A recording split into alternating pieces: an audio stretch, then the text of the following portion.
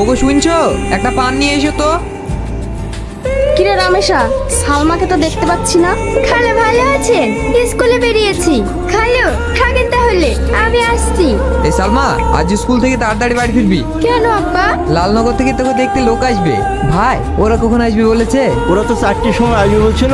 ওরা লোক হিসাবে খুবই ভালো। ওখানে বিয়ে হলে সালমা খুব সুখী হবে। ঠিক আছে খালা, আপনারা থাকেন, আমি আসছি।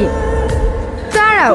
কেন ম্যাডাম? আজ আমার ভালো লাগছে না, আমি আজ স্কুল যাব না। কেন ম্যাডাম? আমি অঙ্কটা আর ইংলিশের গ্রামার গুলো করতে পারিনি, আমি যাব না। দেখি খাতাটা বের করেন।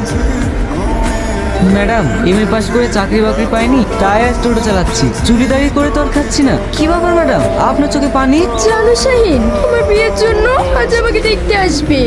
আপনি কি বলছেন?